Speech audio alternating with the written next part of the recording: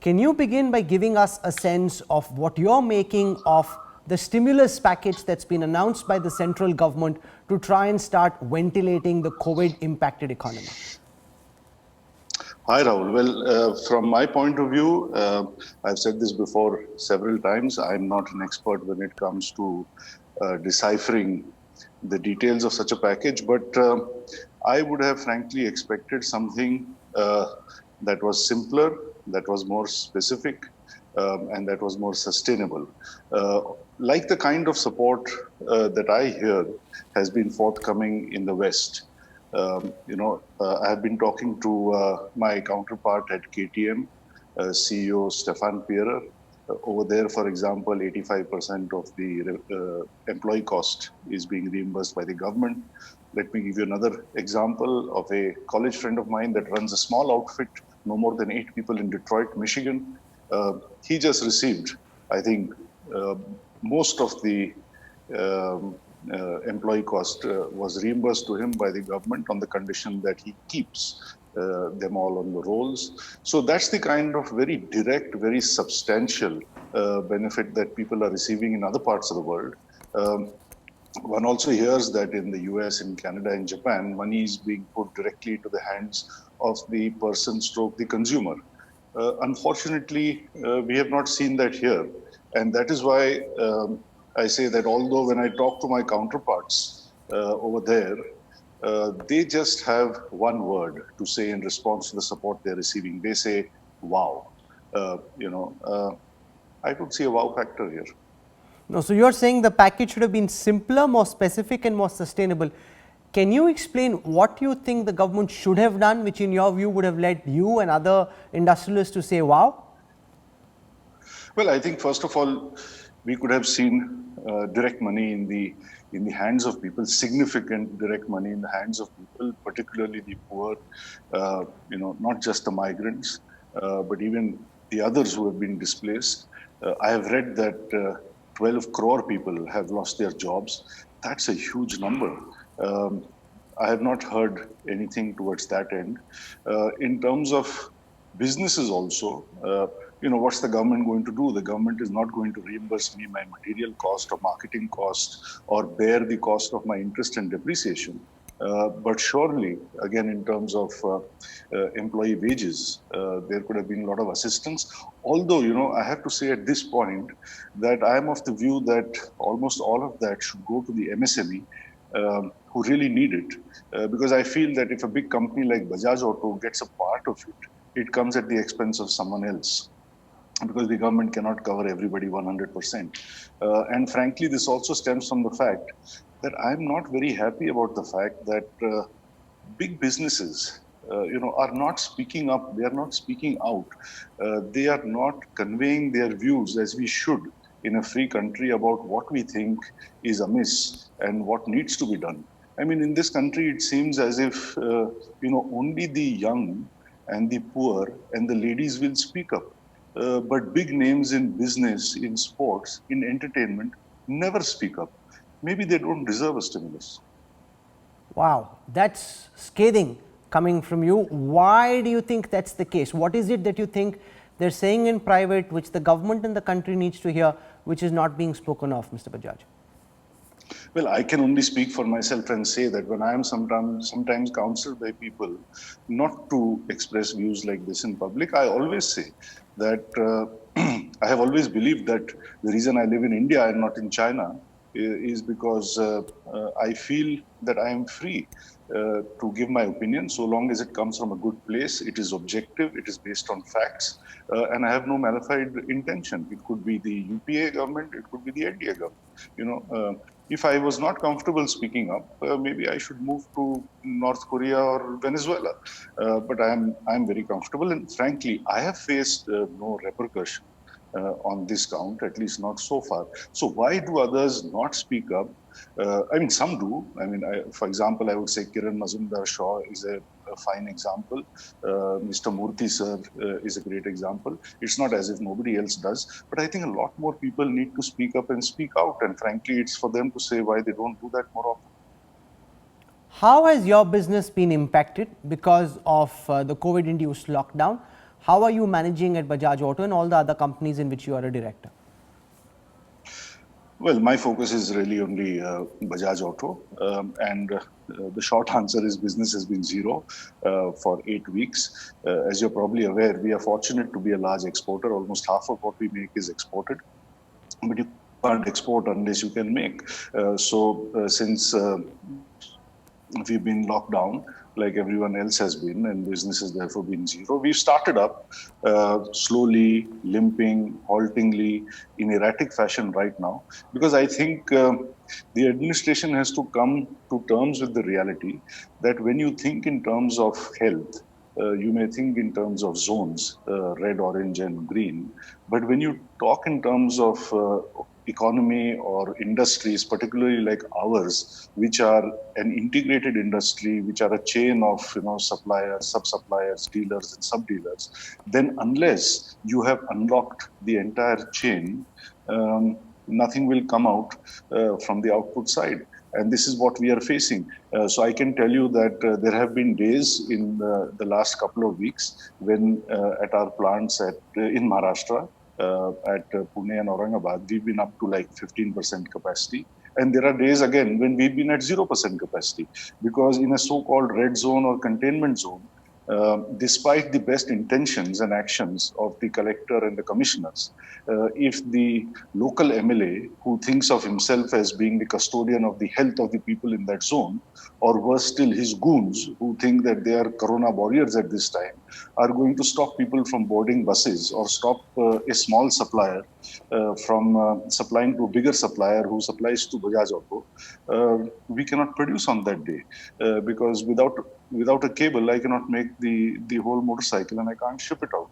So, whether it's for exports or for the domestic market, it's a very poor show at this point of time. So, have you seen instances of local MLAs or local leaders acting like goons and corona warriors and trying to stop your employees or those in the value chain from getting their work done? Oh, if we start talking about that, you're going to have me on the show for the next 3 hours. Day before, I had to personally go and spend some time with the police commissioner to bring this to his attention. And let me repeat, the administration is responding very rapidly. But, at a time when we have anyway so many things to deal with, we do not need these sporadic incidents happening all around the city where every locality is quote unquote taking the law into its own hands. And it's a very ironical situation that this is worst in Pune, in the PMC and PCMC zones.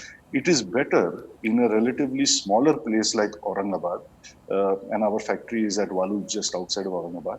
And actually, we have absolutely no problem at Pantnagar in Uttarakhand, which is in a way our newest and smallest facility. So it seems that, big cities is where the big egos and the big problems are. How do you compare the response that you're getting here in India in the factories that you're running with the export lines that you are still pursuing at this time and your ability to take products out and sell them in other countries?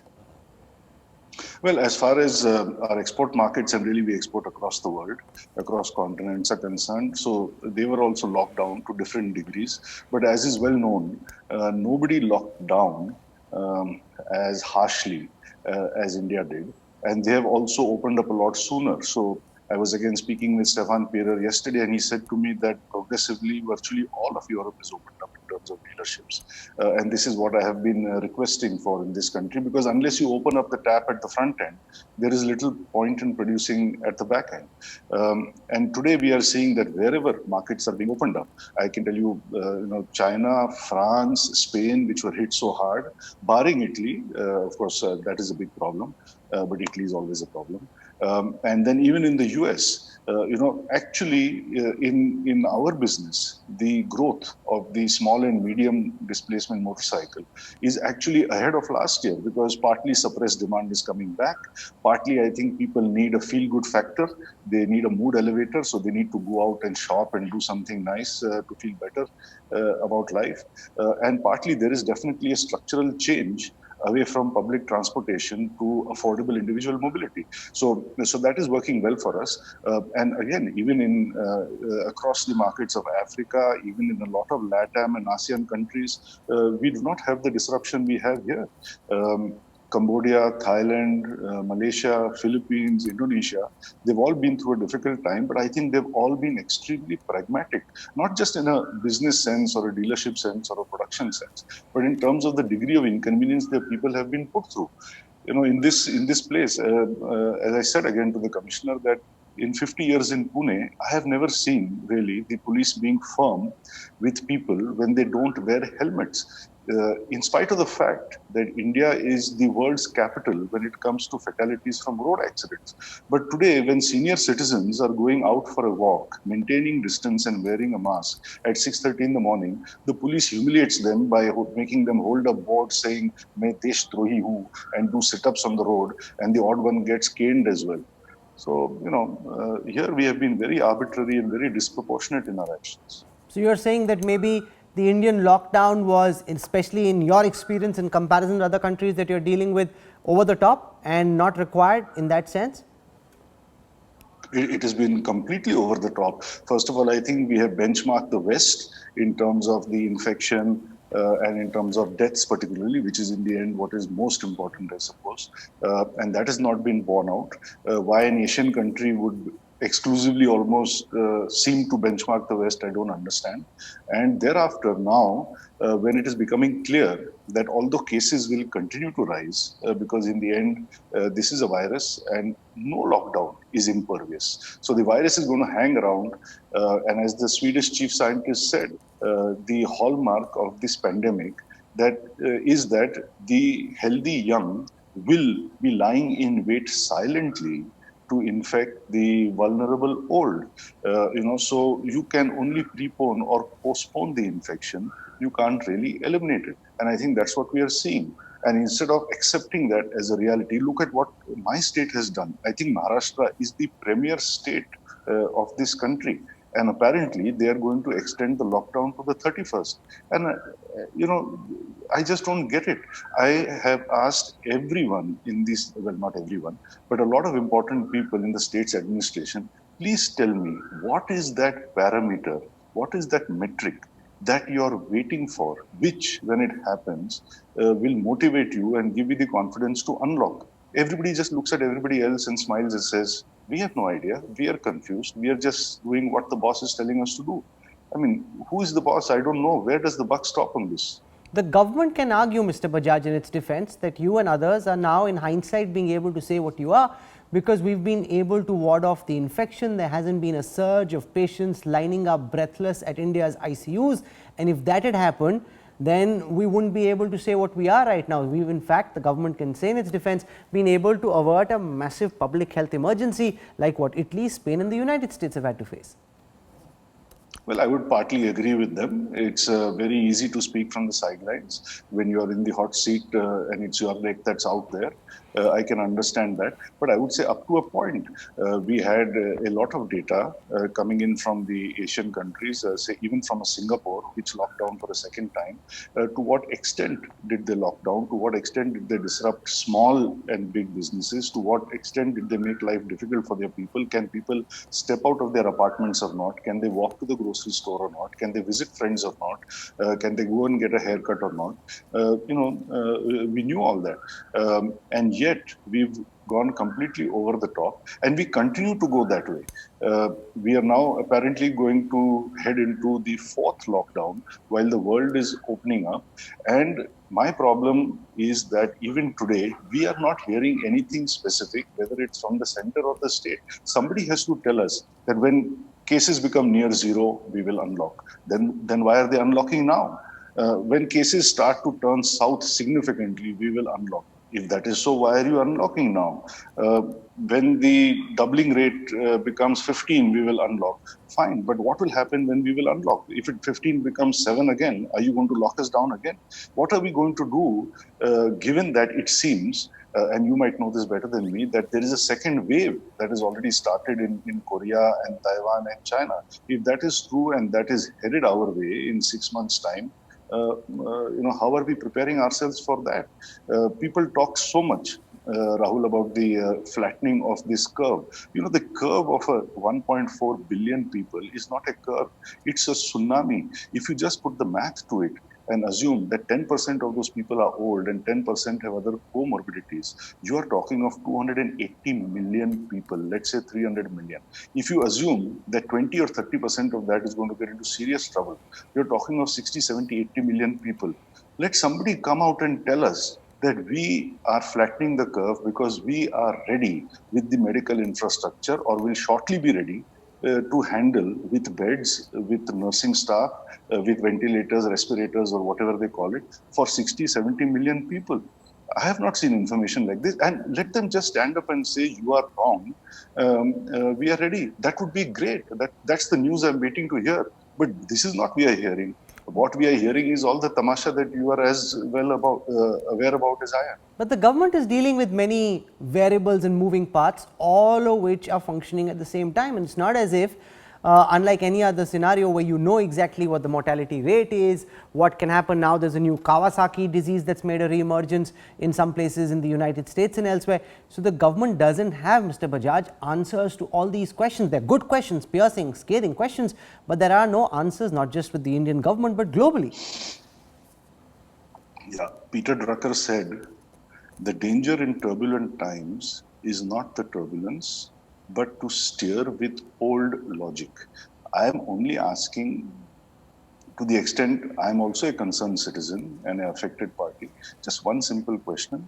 Please tell me, based on what criteria will you unlock, and what are those specific tangible steps you are taking on the ground to go towards that?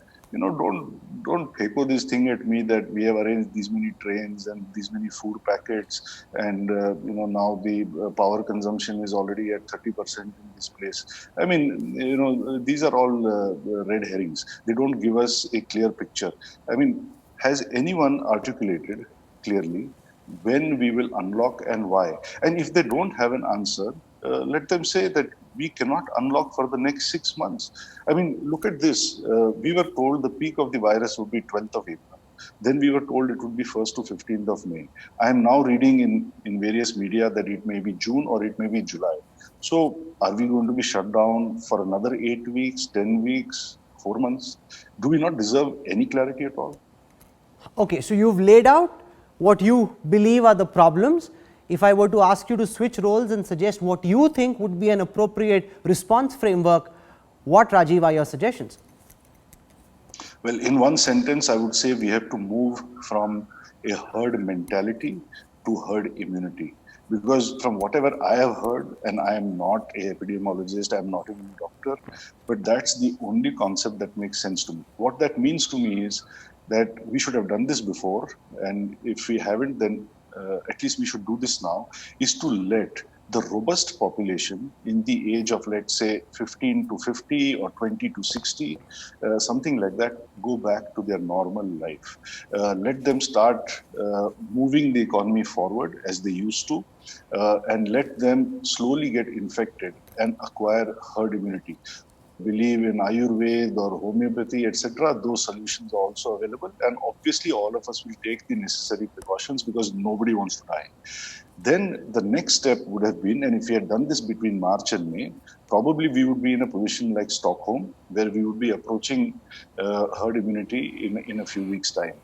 Then we could have probably contemplated opening our schools and colleges so that the younger folk under the age of 15 or 20 could go back in a few months' time, by July or so, and get on with their academic pursuits. And finally, I don't know, maybe in August, in September, at some time then, we could relax as far as the elderly and the immunocompromised are concerned. So I think in some such phases, we have to look at our people, because in the end, Rahul, the virus does not kill geography, it doesn't kill zones, it kills people. So beyond a point, I don't understand this obsession with red zones, because in the red zone will be 30-year-old men and women who are 98% of whom, it seems, are going to be asymptomatic or mildly symptomatic. Why we are keeping them home, I don't get it. I am told this is because they live with elderly parents and grandparents. Well, when these same people smoke, they step out of their house and smoke because they understand that passive smoking is harmful for the elders in the family. So they will find their way to isolate their elders from themselves, and those of them who cannot should probably not go to work. But at least the vast majority of us can do so. And then, step by step, in some fashion like this, we have to get back to normalcy. I have not heard of a better alternative to this. Let's focus for a moment on the automobile sector. We saw more so with four-wheelers, a move towards shared mobility. Now, because of the fear of the virus spreading, do you believe that individual mobility will come back in vogue? And just immediately, to get the automobile sector up and running, to get those engines whirring, what do you believe, Rajiv, needs to be done? I think thinking logically, that is what should happen. If we even look at what is happening in other parts of the world, as I just said, we are seeing these kind of growth rates. We are seeing plus 20%, plus 30%, etc. But again, I would also be making a mistake if I were to just one-dimensionally benchmark the West. In India, a lot happens based on emotion. So will people get over the hangover of job losses and salary cuts in a short time, and will they come back to the marketplace? I contraintuitively think they will.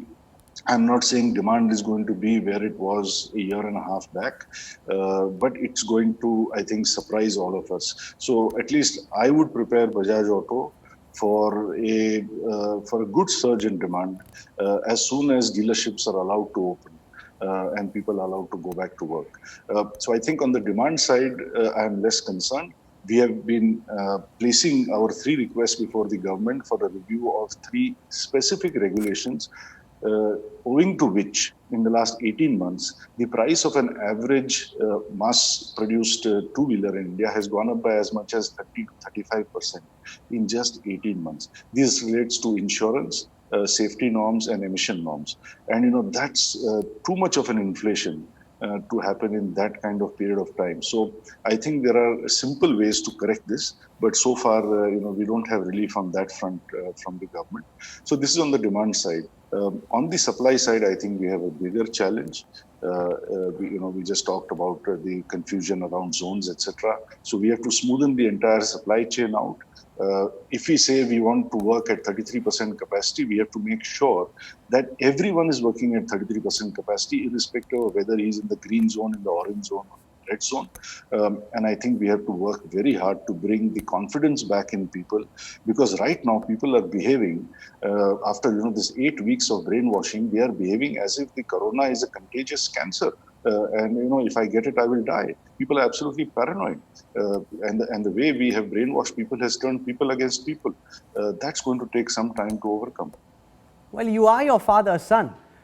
Over 22 decades, so. I have interviewed Mr. Bajaj many times over, and what he speaks exactly what he thinks, and there are many who we know who come on TV in interviews very often end up saying things different from what they were saying behind the scenes. You haven't done that, and more power to you. You've said exactly what you want in the way that you want. Thank you for saying that. And that is fantastic, and I hope that more people take the cue, because as you said, we're not China, this is India, and speaking out is important. To know, to come from a good place, to say what you believe is important, and to say it loud and to say it clear.